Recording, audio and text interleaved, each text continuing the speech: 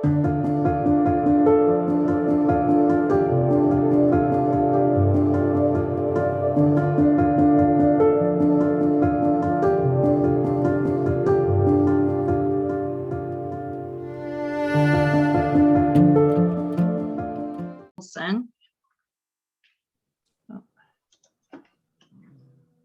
I have been involved with International Dark Sky Association for quite a few years.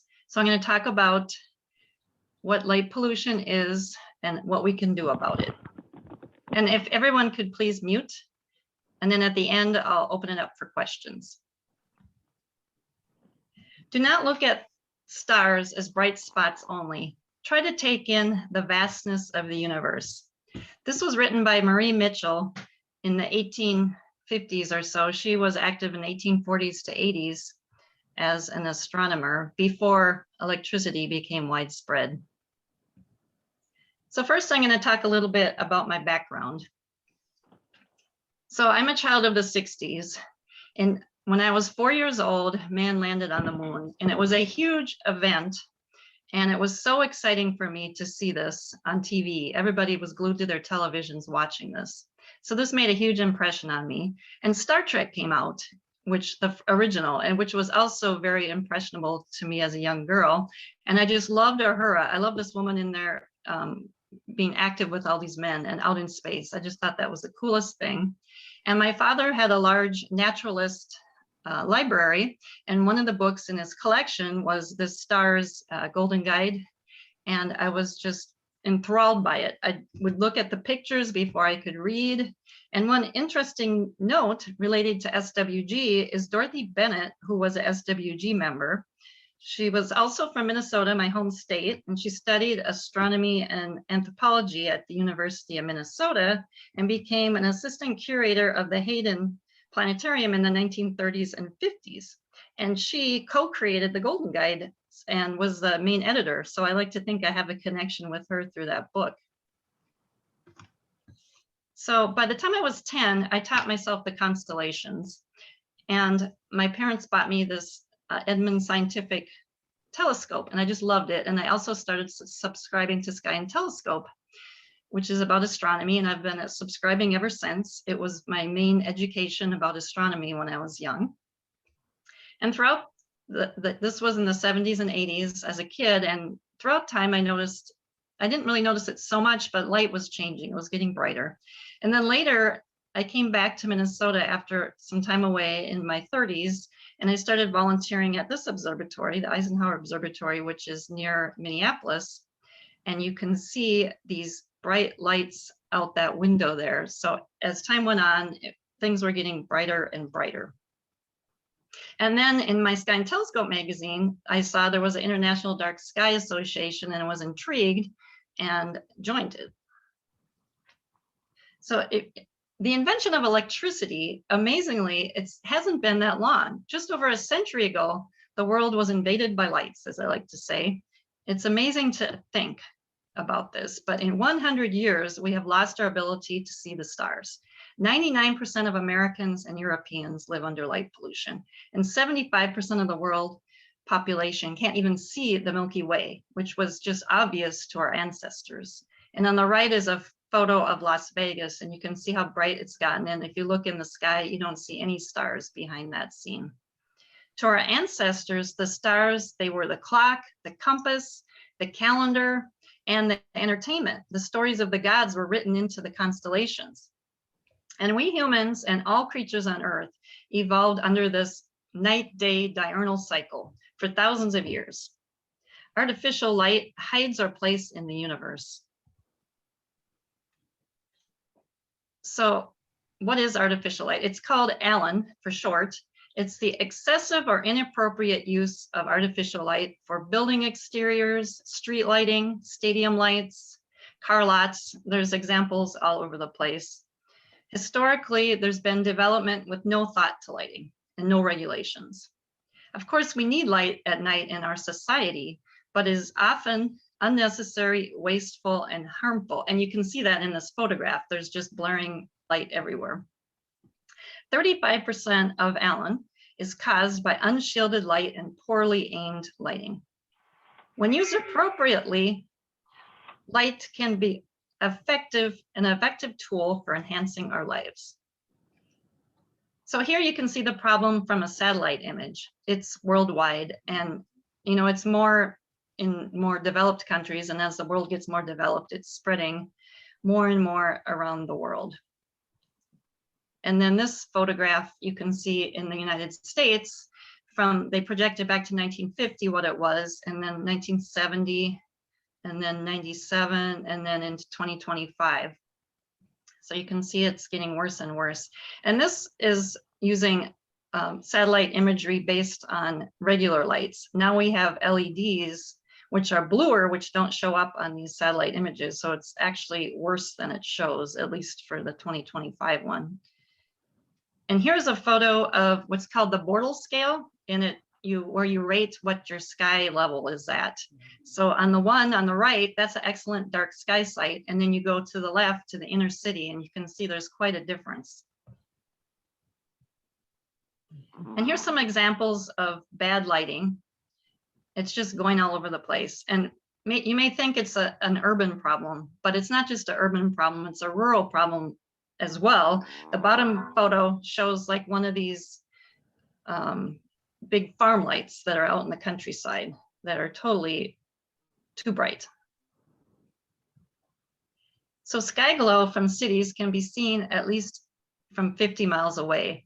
And today, if you're out in the Pacific Ocean in the middle of nowhere, or maybe say Antarctica, you think that you're seeing beautiful stars, and they are. You can still see them pretty well. However, since in the last 100 years, we don't see anywhere on Earth what it looked like to our ancestors, because the sky glow has spread all around the Earth. So who cares? Well, there's a lot of reasons to be concerned about light pollution, or artificial light at night, Alan. For one thing, it's a waste of energy, which leads to more CO2 in the atmosphere. It's detrimental to wildlife and ecosystems. It's bad for human health. And we're losing our ability to marvel at the beauty of the night sky, our shared heritage with all the cultures of the world. So first off, it's a waste of energy. $3 billion are wasted yearly on Alan.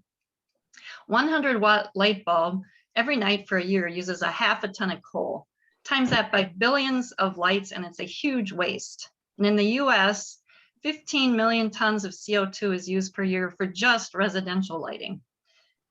And that when the LEDs were converted from sodium lighting, they're cheaper, but there's a rebound effect. They're cheap, so we don't even pay attention to lighting anymore, and we use more.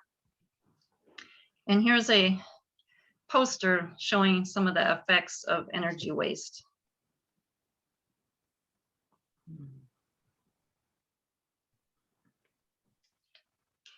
And another huge area that is being affected by light pollution is wildlife and ecosystems. All species are harmed by Alan.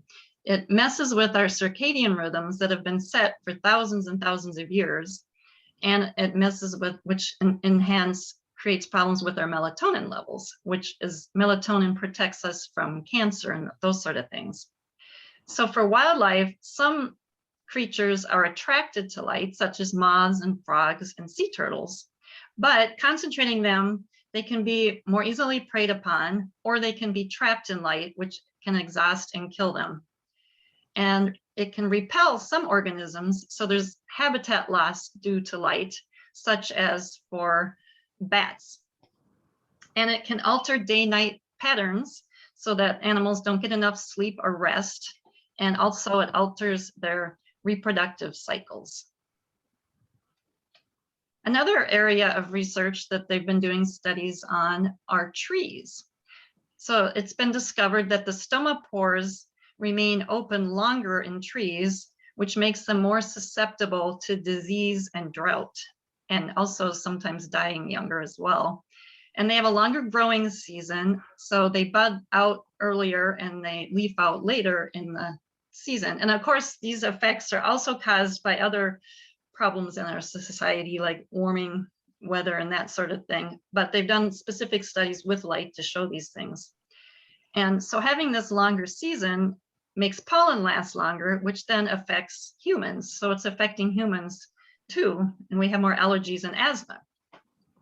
And insects, they're on a set cycle and they are trying to adapt, but they don't always adapt fast enough to these changes. So say an insect shows up in June for their flowers and the trees they expect, but they actually had already flowered in May. So that relates also to our pollinators.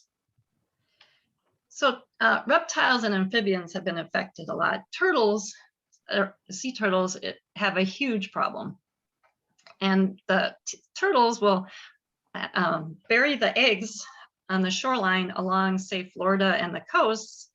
But when the turtles are born, they are attracted to what normally is shimmering light caused by the moon on the sea. But they turn around and they see these bright lights of development along the coast, and they're attracted to them. So millions and millions of turtles have died. However, because of this problem, there are some changes occurring. And I'll get into this a little later, the difference in light, but you can just see it right here, how dramatic it is. So that top photo is just unregulated light, typical beach scene. But the bottom photo, they have made some regulations to have good lighting. And you can see the coloring is much more attractive to the eye too, but you would still feel safe. I mean, it's a warm color. It's much more peaceful, and the turtles are not attracted to it like they are this bright light. Birds. So birds, it's a huge problem for birds. So I didn't know this until I started doing research, but a majority of birds, especially songbirds, up to 80%, migrate at night. And so we don't see the problem so much, but it's a huge problem, and they're attracted to light. So they see these city lights and they get lost on their regular migration pattern, or if it's on their regular route, they can crash into windows in the cities. And they can get stuck in these lights and exhaust themselves and die or crash into windows. And in the past 50 years, we've lost 3 billion birds in North America annually together. And then 600 million birds a year die. And this was a collection, a morning in New York City after they have the bright light, like the Luxor in Las Vegas, that shines up for the 9/11 memorial. And those sources are huge problems for birds. So insects have a similar problem. They're attracted to the light and then they get trapped and they fly to death like the birds and die. And so I live in an area where there's a lot of mosquitoes, and my husband thought, well, let's try a bug zapper. There's these contraptions you can put in your backyard that have blue light coming out of them. So I was kind of like, oh, okay, we'll see. So we put it up, and first of all, it was super blue light, which I could not stand. And so I thought, well, I'll see what happened in the morning. So I went out in the morning. There were no mosquitoes that had died in it, but there was about 15 beautiful moths that were dead. So that was the end of that. So bug zappers are not good. Our comforts are not worth killing the insects. And now they've just started realizing that light pollution affects the coasts. And we have so much coastal development, so it's going to be a huge problem in the future. So in rivers, they've shown light pollution causes algal blooms. And coral reefs studies have been shown that disrupt the reproductive system of the coral, and they also change the light changes fish behaviors in the coral reefs. And some studies on fish include the European perch and salmon in America, and they've found that even low light intensities disrupted the melatonin production in the perch, and the migration patterns of salmon were also adapted. So that was wildlife, but human health is also affected. Since 2009, the American Medical Association has concluded that light pollution causes many health problems in humans, from diabetes, depression, obesity, and breast and prostate cancer. And these are all diseases that were not here over 100 years ago. Of course, there's other considerations as well, like chemicals in the environment, but they've been able to pull out that the light does make these effects as well. And night workers tend to have more health issues. And blue light is the worst. So I was talking about these LEDs earlier. And the AMA recommends that you have below 3000 Kelvin to be healthy for your system. So LEDs are light emitting diodes. And in the year 2000s, the semiconductors price plummeted. So this led to these tiny light bulbs that fit into an electric circuit illuminated by the motion of electricity. So they became cheap to produce and they last a lot longer. So there was a lot of promotion of them, and now they're everywhere and they're spreading around. But the problem is they're blue. And so that is a huge problem for everything. We don't like blue light at night. And another problem is our loss of awe and our cultural heritage. The poets, the philosophers, the artists throughout the ages, they were inspired by the night sky. It's our universal heritage. Studies have shown that awe leads to compassion and that it's healthy to experience awe. So this was a painting by Georgia O'Keeffe, which is of the stars in New Mexico. And this is Van Gogh. And what's interesting about this Van Gogh painting is this was in a city. You could see the stars in the cities back in the old days before electricity. So people could, the writers and things, they just walked down the street and could dream. So it's so different than today. So one thing that, especially as women, we're very concerned about is safety. So we don't want, you know, we're concerned when we're out walking in a city at night, and we feel that having lights on is the best way to protect us from whatever. But there have been some studies that have shown that lights actually increase criminal activity. And other studies have shown that there are just as many crimes in the daytime. But I think the major thing that we need to look at is how are we lighting things? So these bright lights shining in our eyes, they make it worse. So if you see this light here, it's shining. And if you're standing under it, you can't see that person coming at you. You just see light glaring in your eye. And another problem is our fear of the dark is becoming stronger and stronger, because light is now normal and it's not normal to see dark. So we're more afraid of the dark. So these are concerns. And here's another example of safety. So in the top photo, you just see the bright glaring light. But if you look closely, there's actually a man standing in that gateway. But if you put your hand up to block this bright shiny light, you can see there's a person there. So this is not a safe way that you think you're safe. So the best thing to do is have shielded lighting, and motion sensors are huge for residential lighting, because then if you see something, the light go on, you know something's there. And it also protects the dark when there's nothing there. And all of this relates to environmental justice. The University of Utah is one of the main centers for doing research on light pollution. And there's other studies as well, but they've shown that neighborhoods with higher proportions of Black, Hispanic, and Asians, as well as renter areas, more lower income areas, were exposed to more light at night. And I've done studies when I worked at EPA showing also green spaces are much less in these neighborhoods. So what can we do? Well, for one thing, we can follow the 5 principles of responsible outdoor lighting. So is it useful? Do you even need it? Is it targeted? Just aim it where you need it. And low light levels, you don't need a very, very bright light. Controlled, again, kind of, is it useful? And the one thing that really relates to that, to me, I think is a really good thing to have, is motion sensors. And the color, again, super important for everything, not just for us, but for the animals, for the trees, is to use the warmer colors of the spectrum. And here's some examples from the worst to best. You can see the difference in what's shining up. And another thing that I like to add to the list is having the lights lower to the ground. I've seen these really high lights along highways. They don't need to be that high up and shining so far. They can be lower to the ground.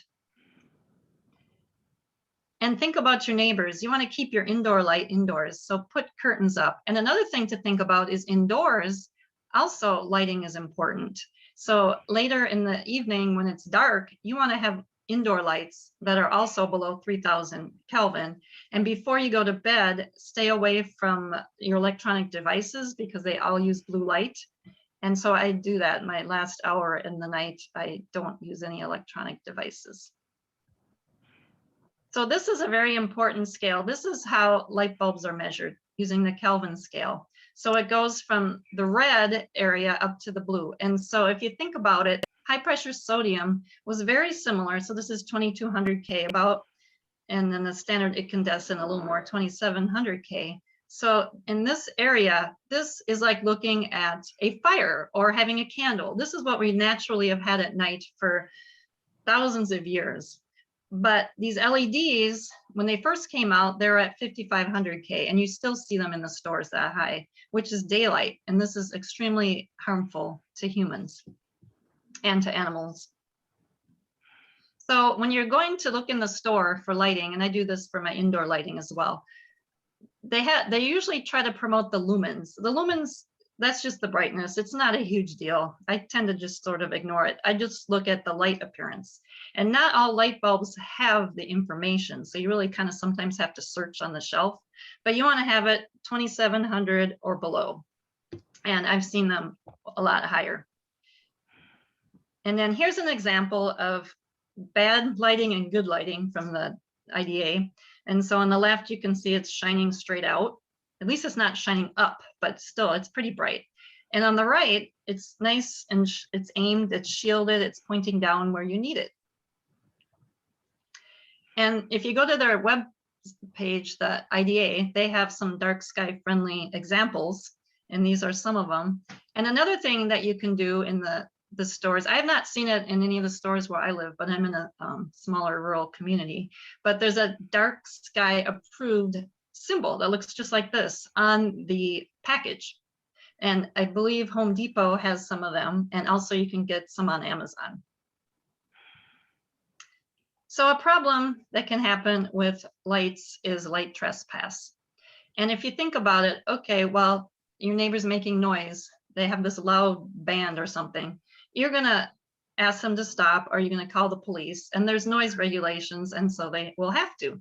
With light trespass, it's slowly changing, but there's no regulations. If you tell your neighbor, they'll just tell, I mean, I have talked to people said, oh, just put up a shield on your window. So people have had to do that, but they shouldn't have to. So what do you do if you have some light trespass?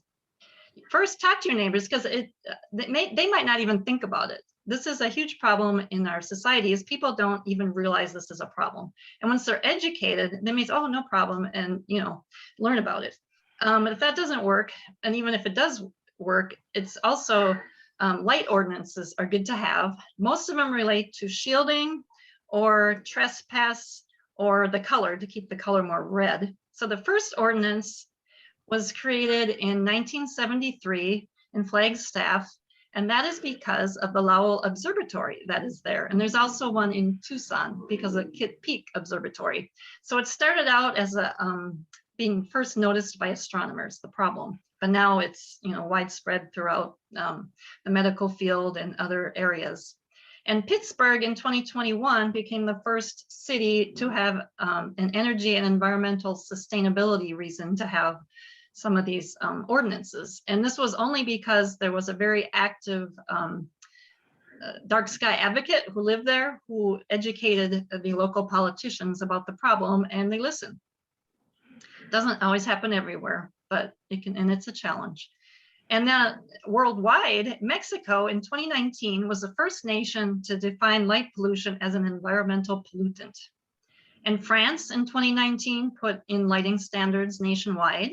And Germany in 2021 made a law related to lighting to protect insects and plants. And so here's an example of, you can see in Flagstaff. So it's the top right is not Flagstaff, but the bottom picture is, and on the left. So it's actually very calming and peaceful. It's this nice kind of orange color. And as a woman, I would feel perfectly safe walking down that street. I don't need these bright blaring blue, and I can see who's coming. And on the top right is your typical city, which is just bright, no regard for anything, and lots of blue. You can see that blue difference between the nice one on the bottom right, which is a overview of Flagstaff. So some up and coming problems. Artificial satellites, we have about 7,000 in orbit today, but with these new Starlinks and whatnot, it's projected that we're going to have 100,000 of them in the future. And we don't know for sure if this is going to add a lot of light pollution. It's going to be and this is what the picture is on the bottom left there. That's when they were launched. And I've seen a launch. It's actually quite amazing to see, but hopefully it's not going to be a huge problem with light pollution, but it could be.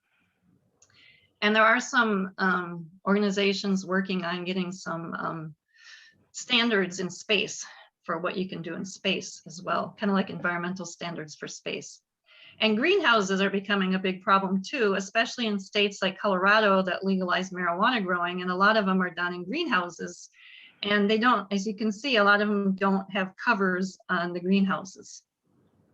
And of course, continuing unregulated development around the world. And I think it's going to become a worse and worse problem along coasts because there's so much coastal development. And, you know, there's many other problems along coasts, but that's going to be one of them.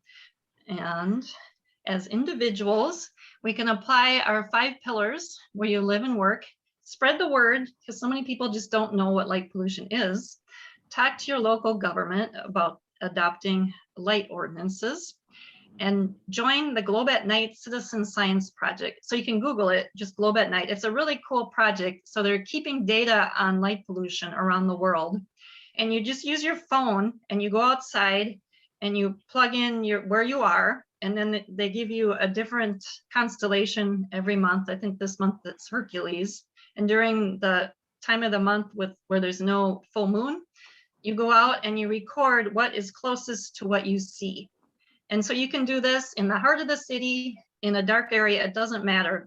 The point of it is to collect data. So it's a really cool project. And now the International Dark Sky Association has a system of dark sky parks and sanctuaries. And they're protected areas where the night sky is protected, and the people that live in the local community have to have certain lighting so it's not too bright. And if you have a dark area where you're near, or even a park in the city that you think could be a little darker, you can apply for dark sky park status. And my group I'm working with in Minneapolis, they're working with a nature center to get an urban dark sky status, and having the people that live around the park there have good night friendly lighting. And also I live by the Boundary Waters, which is more of a more natural area further away from cities, but still you have to make sure that the local resorts don't have the lights too bright. So astrotourism, this is one thing I like to do when I go places, as I like to visit these dark sky parks. When I lived in Germany, I went to the Rhone State Park because I knew it was a dark sky park. It rained the whole time I was there, but I felt just good going into that community and supporting them, knowing that they're concerned about the dark skies. And go to star parties so that you can learn more about all these wonders that are in our sky, especially now with the new James Webb telescope out there, seeing all these beautiful scenes in our universe. It's such a wonder. And as scientists, we can account for the effects of ALAN when designing your studies and analyzing your data, and use the platform as scientists to raise awareness. And also in my IDA group, we have an artist who lives in Indonesia who does a lot for promoting dark skies through her artwork. So there's many ways to get the word out there. But we need more data, and we need more science about this and more education. So more information, you can visit the IDA website, darksky.org. It's a great source of everything. And there's a artificial light at night research database. The link is here. It takes a little bit of Googling to find it, but if you just Google that, you'll find it. And there's tons of research articles in there. And also all these things I talked about today, you can go and find the research on all of them that's out there, peer reviewed. And then the Audubon Society has a Lights Out program that they have during migrations. So in the spring and in the fall, if you, they have certain cities that are members of this, and they will turn off the light from say 11 at night to 6 in the morning, some of the larger buildings in the city, to try to help the birds. The National Geographic had an issue a while ago about light pollution, and they also have a lot of good videos about the issue. And so the World Wildlife Fund has an Earth Hour every last Saturday in March, which came about because of trying to have people turn their lights out to save electricity and the effects on the climate. And this was created in Sydney, Australia, about 15 years ago or so, and now it's spread around the world. When I lived in Las Vegas, they did that. I think it's 8 to 9 wherever you are at night, and they turned off the lights in the city, which I watched from a hill, and then they had candlelit dinners, which I thought was a great way to promote this about light pollution. So there's a really interesting, one of our advocates down in Chile is working with the Guarani peoples and native peoples there, and they have a ceremony to give respect to the night sky and to protect the night sky like they would a water ceremony. And I just think that is such a wonderful idea. So I'm going to close with this quote by Henry Beston from the 1930s. And even back then, he was starting to be concerned about light pollution. He was a naturalist.